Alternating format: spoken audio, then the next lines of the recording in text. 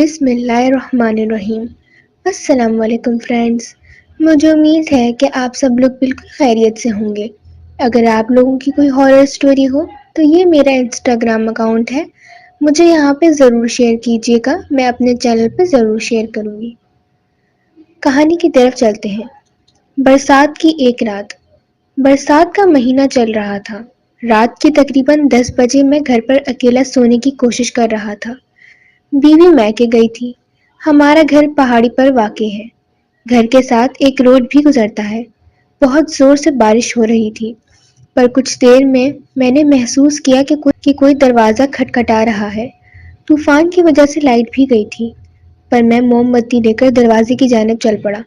दरवाजे के पास पहुंचकर दरवाज़ा खोलने से पहले दरवाजे से कान लगाया कि सच में कोई दरवाज़ा खटखटा रहा है या फिर मेरा वहम है। कुछ देर बाद एक औरत की आवाज़ मेरे कानों से टकराई। हेलो, कोई है? मैंने फौरन दरवाज़ा खोला। बिजली चमकने से उसका चेहरा मुझे देखने में कोई परेशानी नहीं हुई। वो एक खूबसूरत 22-23 साल की लड़की थी। चेहरे और लिबास से लग रहा था कि अच्छे घर की है। उसने कहा, मेरी कार खराब हो गई। आसपास कोई वर्कशॉप तो क्या, कोई आबादी भी नहीं है। अगर आप बुरा ना माने तो आज की रात मैं आपके यहाँ ठहर सकती हूँ। मैंने इनकार करना चाहा, क्योंकि एक तो मैं अपनी बीवी से बहुत प्यार करता था और दूसरा ये कि मेरी बीवी बेइंतहा शक्की मिजाज। ना चाहते हुए भी मैंने उसे अंदर आने के लिए कहा। दरवाज़ा लॉक करके मैं कमरे की तरफ जाने लगा। वो भी मेरे पीछे पीछे चलने लगी। मैंने एक कमरे की तरफ इशारा करके कहा, आप इस कमरे में रात गुजार सकती हैं और वो कमरा मेरा है। किसी भी चीज़ की ज़रूरत हो तो आप मुझे कह सकती हैं। वो काफ़ी भीग चुकी थी। उसने मुझसे टॉवल मांगा। मैंने कहा, कमरे में सब कुछ है। आप चाहें तो अलमारी में भी मेरी बीवी के कपड़े ले सकती हैं। बस जिस तरह कपड़े निकाले हैं ठीक उसी तरह वापस रख दीजिएगा। वो समझ नहीं पाई, बस कमरे की तरफ जाने लगी। मैं भी अपने कमरे की तरफ जाने लगा। कमरे में आकर मैंने कमरा अंदर से लॉक किया और मोमबत्ती बुझाकर लेट गया और सोच रहा था कि अगर मेरी बीवी को पता चल गया कि मैंने एक अजनबी लड़की को घर में पनाह दी है तो मेरे साथ क्या सलूक करेगी। इस सोच से ही मेरे रोंगटे खड़े हो गए, पर अब कुछ भी नहीं हो सकता था। लड़की दूसरे कमरे में थी, उसको निकालना सही नहीं था। मैं इसी सोच में था कि मेरे कमरे का दरवाज़ा किसी ने खटखटाया। मैंने कहा, जी अभी आया। दरवाज़ा खोला तो वो अजनबी लड़की खड़ी मुस्कुरा रही थी। मैंने पूछा, क्या हुआ? उसने कहा, एक कप चाय मिलेगी? बहुत ठंड लग रही है, शायद जुकाम हो गया है। मैंने किचन की तरफ इशारा किया, वहाँ जाके बना लो। वो किचन में चली गई। मैं अपने कमरे में वापस आकर लेट गया। कुछ देर बाद फिर दरवाज़ा खुला। आपके लिए भी एक कप लाई हूँ, उसने मुस्कुराते हुए कहा। मैंने ना चाहते हुए भी उसके हाथ से कप लिया और बैठ गया पीने। साथ में सोच रहा था कि कहीं उसने चाय में कुछ मिलाया ना हो, और गौर से उसका जायजा लेने लगा। वो एक खूबसूरत चेहरे और दिलकश जिस्म की साथ साथ वो अच्छी शख्सियत की मालिक थी। कहीं से भी ऐसा नहीं लगा कि वो कोई चोरी या गलत टाइप सरगर्मी में मुलव्वस हो सकती है। अच्छी तरह इत्मीनान करने के बाद मैं चाय पीने लगा। उसका नाम नबीला था, किसी प्राइवेट स्कूल में टीचर थी। बकौल उसके वो अपनी बहन के घर जा रही थी कि रास्ते में गाड़ी खराब हो गई। मेरे बारे में भी काफ़ी पूछताछ की, शादी कब हुई, जिंदगी कैसी गुजर रही है, वगैरह वगैरह। बातों बातों में मैंने उस पर वाज़ा किया कि मैं अपनी बीवी से बहुत प्यार करता हूँ और बेवफाई का सोच भी नहीं सकता। कुछ देर काफ़ी गपशप हुई, फिर उसने कहा कि काफ़ी देर हो चुकी है, आप जाके सो जाएं। उसने रूहान से हुए कहा, मुझे डर लग रहा है, कमरा भी खाली है, ऊपर से लाइट भी नहीं है। मोमबत्ती की रोशनी ने माहौल को और भी डरावना किया हुआ है। अगर आप बुरा ना माने तो मैं आपके साथ सो सकती हूँ, कल सवेरे ही चली जाऊंगी। अब मुझे उससे खौफ आने लगा था। ऐसा नहीं है कि मैं कोई दूध का धुला हूँ, मैं भी इंसान हूँ और मर्द जात हूँ, किसी भी वक्त बहक सकता हूँ। पर मेरी बीवी सादिया, जो कि हद दर्जा शक्की मिजाज की औरत है, मैं उससे बेहद प्यार करता हूँ और उसके साथ बेवफाई का सोच भी नहीं सकता। खैर, वो आके मेरे साथ सोने के लिए लेट गई। कुछ देर खामोशी रही, हमारे बीच काफ़ी फासला था, पर मैंने महसूस किया कि वो मेरे नज़दीक आने की कोशिश कर रही है। वो मेरे इतने नज़दीक आ गई कि मैं उसके जिस्म को महसूस कर सकता था। میری سانس اور دھڑکن تیز ہو گئی، پسینہ آنا شروع ہوا۔ اس سے پہلے کہ میں بہک جاتا، میں فوراً وہاں سے اٹھ کر دوسرے کمرے میں جا کر دروازہ لاک کیا اور کانپتے ہوئے لیٹ گیا۔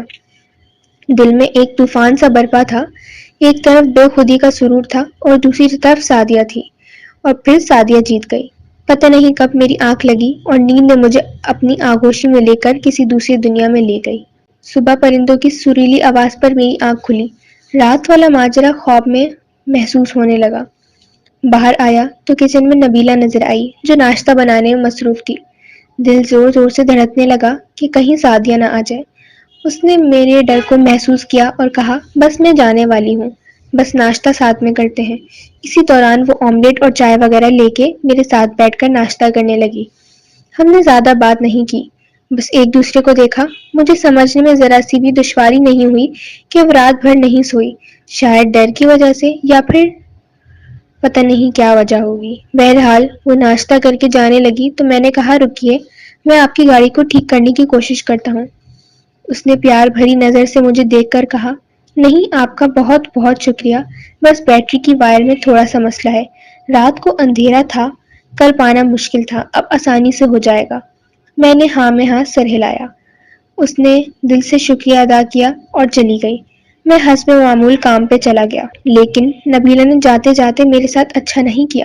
نبیلہ کوئی خط چھوڑ کے گئی تھی اور اس نے کمرے کی بھی سیٹنگ خراب کر دی تھی، میری بیوی کی الماری کی، اور وہ اپنے کچھ سامان بھی چھوڑ کے چلی گئی تھی۔ شام کو گھر واپس آیا تو دیکھا کہ سعدیہ آ چکی تھی۔ سلام دعا کے بعد میں نے محسوس کیا کہ سعدیہ کے تیور اچھے نہیں تھے۔ پوچھنے پر اس نے پورا گھر سر پہ اٹھا لیا۔ میری غیر موجودگی میں تم ایسی حرکت کرو گے، میں نے کبھی سوچا بھی نہیں تھا۔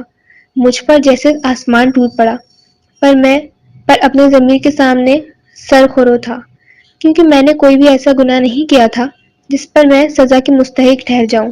کافی منت سماجت کی، قسم لی، کان پکڑ لیے، پر سعدیہ ٹس سے مس نہ ہوئی۔ اس نے بس ایک ضد پکڑ کے رکھی تھی، مجھے اب تمہارے ساتھ نہیں رہنا۔ اپنا سب کچھ پیک کرنے لگی۔ میں دنگ رہ گیا، پتہ نہیں وہ کیا کیا بک رہی تھی، بس میں ایک مجسمے کی طرح کھڑا سب کچھ دیکھ رہا تھا۔ پہلی بار میں نے سوچا کاش وہ گناہ میں کرتا، کیونکہ سزا تو مجھے ویسے بھی مل رہی ہے۔ اس نے جاتے ہوئے ایک بار بھی نہیں مڑ کر دیکھا۔ کتنی پتھر دل تھی۔ کچھ دنوں کے بعد، کچھ عدالتی کارروائی کے بعد ہمارے راستے الگ ہوئے۔ کچھ عرصہ میں نے سوگ منایا، پھر آہستہ آہستہ اپنی زندگی کی پٹری پر آ گیا۔ میری شادی ہوئی۔ میری نئی بیوی نے پچھلے سارے غم بھلا دیے۔ زندگی پھر سے اچھی لگنے لگی کہ اچانک میری بیوی کے کسی رشتہ دار کے یہاں ایک فنکشن تھا۔ ہم بھی چلے گئے۔ پارٹی کافی اچھی چل رہی تھی کہ اچانک مجھے نبیلہ نظر آئی۔ اس کو دیکھتے ہی مجھے وہ برسات والی رات یاد آ گئی۔ میرا خون کھول رہا تھا، دل کر رہا تھا کہ ابھی جا کر اس فریبی عورت کو مار ڈالوں، پر مہمانوں کی وجہ سے دل پہ ضبط کیا اور آرام سے اس کے پاس جا کر پوچھا، اس رات میں نے ایسی کون سی حرکت کی تھی جو تم نے میری بیوی کو جھوٹ بول کر میری زندگی تباہ کر ڈالی؟ اس نے مسکراتے ہوئے کہا، آپ نے کوئی بھی ایسی حرکت نہیں کی تھی، بلکہ میں تو آپ سے اتنی متاثر ہوئی کہ آپ کے لیے کچھ بھی نہیں کر سکتی تھی۔ بہت سوچ سمجھ کر میں نے فیصلہ کیا تھا۔ میں نے آپ کی زندگی تباہ نہیں کی، تباہ ہونے سے بچائی ہے۔ آپ خود سوچئے، پہلے آپ کی زندگی کیسی گزر رہی تھی اور اب کیسی گزر رہی ہے۔ سعدیہ میری کلاس فیلو تھی، وہ بچپن سے ہی ایسی ہی تھی۔ ہر کسی سے جھگڑا کرنا اس کا شوق تھا، اور شک کرنا تو اس کی فطرت تھا۔ اور آپ کو پتا ہے، سعدیہ نے آپ کو چھوڑنے کے بعد 2 جگہ اور شادی کی، پر ناکام رہی، کیونکہ اس کے ساتھ زندگی گزارنا مشکل ہی نہیں، ناممکن ہے۔ تو آپ خود سوچئے، میں نے اچھا کیا یا برا؟ گائز، یہ ایک آج کی کہانی تھی۔ مجھے کامنٹ سیکشن میں ضرور بتائیے گا کہ نبیلہ نے اچھا کیا تھا یا برا کیا تھا۔ اپنی رائے ضرور دیے گا، اور اگر کہانی پسند آئی ہو تو لائک ضرور کیے گا اور چینل کو ضرور سبسکرائب کیجیے گا۔ ملتے ہیں اگلی ویڈیو میں۔ اللہ حافظ۔